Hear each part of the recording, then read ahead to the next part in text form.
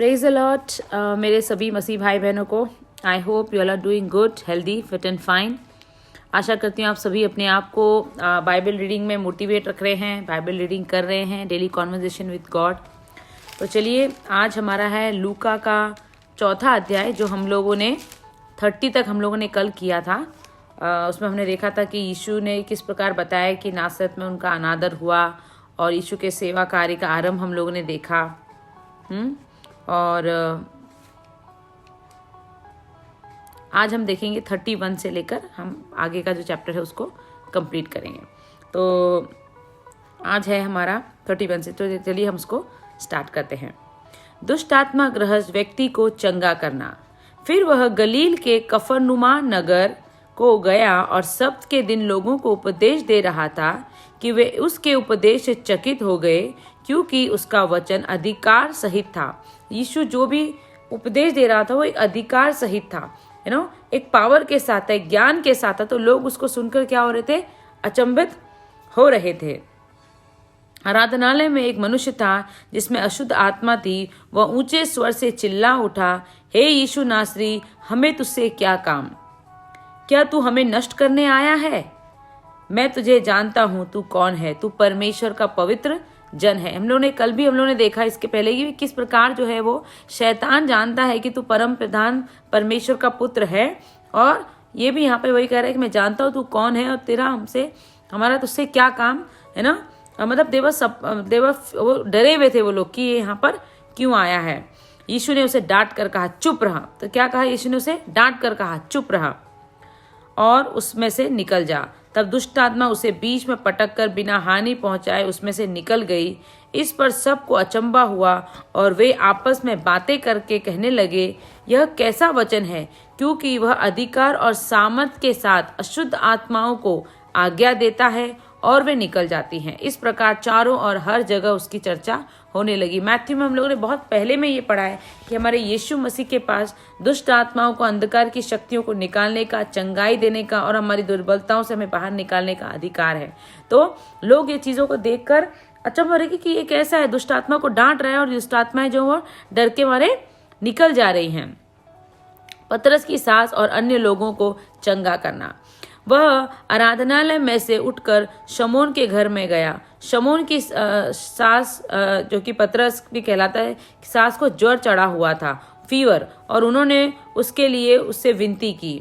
उसने उसे उसके निकट खड़े होकर ज्वर को डांटा और ज्वर उतर गया। तो देखिए, ये बहुत बहुत इंपॉर्टेंट वचन है।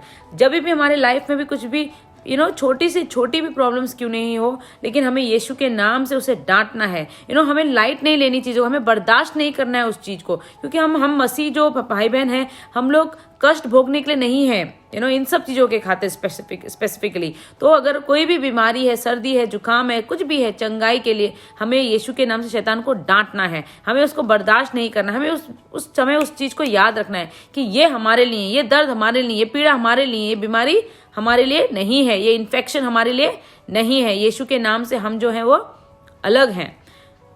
डांटा और ज्वर उतर गया और वह तुरंत उठकर उसकी सेवा टहल करने लगी। हमने पहले भी देखा, उठी और सेवा टहल करने लगी। तो प्रभु जब हमें आशीष देता है, परमेश्वर जब हमें प्रभु ने यहाँ पर उससे बातें करी, जो हम लोगों ने पहले भी पढ़ा था कि प्रभु जो है वह जब हमें चंगाई देता है, हमें आशीष देता है, हमें आगे ले जाता है, लेकिन हमें उस समय पर बैठ के आराम नहीं करना है। तुरंत उठकर हमें प्रभु की सेवा टहल में लगना है। किस प्रकार ये लेडी, वो इतनी बुखार में थी, वो भी सोच सकती थी कि भाई आज ही मैं चंगी हुई हूँ, आज मैं थोड़ा रेस्ट करती हूँ, आज ही मैं चंगी हुई हूँ, let me take some rest, थोड़ा आराम करती हूँ। नहीं, वो तुरंत उठी और उसकी सेवा टहल में लग गई। तो हमें अपनी आशीषों कि जैसे परमेश्वर निरंतर हमारे साथ रहता है, हमें चंगाई देता है, हमें आशीष देता है, हर चीज में हमें आगे बढ़ाता है, लेकिन हमें भी ऐसे तत्पर रहना, एक्टिव रहना। आलसी लोग यीशु को जरा भी, परमेश्वर को आलसी लोग पसंद नहीं है। तो आलसी लोगों का तो परमेश्वर के राज्य में कोई काम ही नहीं है। हमें तुरंत डटकर हमें खड़े उठना है और परमेश्वर के सेवा टहल में हमें बने रहा है। इस लेडी से हम ये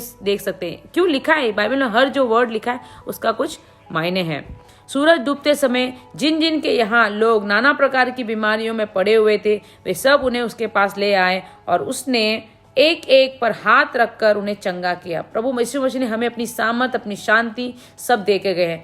तो और कहा है मेरे जन लोग इस तरह से अलग होंगे कि वो लोगों के लिए प्रार्थना करेंगे और लोग चंगे हो जाएंगे। हमें इस प्रकार हाथ रखकर प्रार्थना करना है चंगाई के लिए, क्योंकि प्रभु ने हमें अपनी सामर्थ्य दी। इन अधिकारों को हमें रिसीव करना है, टेक करना है, हमें भूलना नहीं है इनको, हमेशा अपने आप को हमें इसको याद दिलाना है। और दुष्ट आत्माएं भी चिल्लाती और यह कहती हुई कि तू परमेश्वर का पुत्र है, बहुतों में से निकल गई, और वह उन्हें डांटते और बोलने नहीं देता था, क्योंकि वे जानती थी कि वह मसीह है। क्योंकि वो डरते थे, वो जानते थे कि मसीह है, इसलिए वो लोग नहीं बोलते थे और डर के मारे डांट खा के वहां से निकल जाते थे। आराधनालयों में प्रचार करना। जब दिन हुआ तो वह निकलकर एक सुनसान जगह में गया, एक सुनसान एकांत में गया, और भीड़ की भीड़ उसे ढूंढती हुई उसके पास आई और उसे रोकने लगी कि वह उनके पास से न जाए। परंतु उसने उनसे कहा, मुझे अन्य नगरों में भी परमेश्वर का राज्य का सुसमाचार सुनाना अवश्य है, क्योंकि मैं इसीलिए भेजा गया हूँ। और वह गलील के आराधनालयों में प्रचार करता रहा। तो ये चीज़ हम लोगों ने अभी हम लोग नूका में भी पहले देखी थी, जब मरियम और मुस्ती यूसुफ जो है वो उसको ढूंढ रहे थे। बोला, तू हमारे साथ ऐसा क्यों करता है, तू कहाँ चला गया? तो यीशु ने क्या कहा, तुम नहीं जानते कि मेरे परमेश्वर के घर में रहना कितना इंपॉर्टेंट है। और यहाँ पर भी यीशु ने उनसे क्या कहा कि मुझे अन्य नगरों में भी परमेश्वर के राज्य का सुसमाचार सुनाना है, इसलिए अवश्य है कि मैं या इसलिए भेजा गया। तो इसी प्रकार ये वचन हमसे बातें करते हैं, हमसे कहते हैं कि हमें किस प्रकार अपने आप को सांसारिक चीज़ों से अलग रखना है। कई चीज़ों को हमें प्रायोरिटाइज करना है कि क्या चीज़ जो है वो इम्पॉर्टेंट है, और इसकी भी सामर्थ, इसकी भी बुद्धि, इसका भी ज्ञान और इसकी भी अगुवाई, गाइडेंस हमें गॉड से ही मांगनी है। पवित्र आत्मा की अगुवाई जब हमारे साथ रहती है तो इन सब चीज़ों से भी हम ओवरकम करते हैं, इन सब चीज़ों से भी हम बाहर निकलते हैं। तो ये सारी चीज़ें हमें अपने आप को प्रायोरिटाइज करना है कि हमारा स्थान कहाँ पर है, हमें कहाँ जाना है। ये हमारी प्रार्थना का समय, ये हमारे बाइबल रीडिंग का समय है, ये हमारे उपवास का समय। अपने आप को हमें अलग करना है, हमें जानना है कि हमारा अभी रहना, हमारा कहाँ रहना अभी इम्पोर्टेंट है। ना कि उन्होंने कहा कि तू रुक जा, अभी मत जा, तो वो उनके कहने से वहां रुक नहीं गया। उसकी क्या योजना थी, प्रभु ने हमारे लिए क्या योजना बनाई है, हमें उसमें ही चलना है। लोग आएंगे जाएंगे, बोलेंगे अब यहाँ बैठ जाओ, वहां रुक जाओ, अभी मत जाओ, जो भी है, मतलब ये प्रभु ने इस तरह से इसको कहा है कि किस प्रकार हमें अपना जगह, जो प्रभु ने हमारे लिए मार्ग बनाया, जो डेस्टिनी हमारे लिए तैयार करी है, उस पर चलने के लिए हमें अपने आप को ऐसे अलग करना पड़ेगा। हमारा जहाँ काम है हमें वहाँ जाना ही पड़ेगा, जो हमारा है वो करना ही पड़ेगा, क्योंकि आलसी लोग और काम को लेट करने वाले लोग गॉड को बिल्कुल भी पसंद नहीं आते। तो इसी के साथ आज हमारा 4th चैप्टर जो है वो फिनिश होता है। हमने इसको 2 पार्ट्स में कंप्लीट किया है। अगर आप लोग देखेंगे 5th चैप्टर हम लोग कल शुरू करेंगे।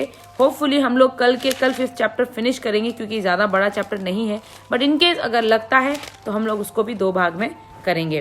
तो थैंक यू आप सभी का मेरे साथ जुड़ने के लिए। आज का वचन आप लोग प्लीज वापस से पढ़िए और इस बात को आप लोग समझ के भी रखिए कि किस प्रकार हमसे प्रभु चाहता है कि हम आलसी न बने, तट पर हम उठकर कार्य करें, सेवा टहल में बने रहें और अपनी जगह को हम पहचाने, अपनी डेस्टिनी को हम पहचाने और उस मार्ग पर अपने आप को बनाए रखें, सांसारिक चीजों में हम ना फंसे। तो यही था आज के 4th चैप्टर के इसमें। तो कल हम फिर मिलेंगे लूका के 5वें अध्याय, लूक 5th चैप्टर के साथ हम कल मिलेंगे। थैंक यू आप सभी का। God bless you all.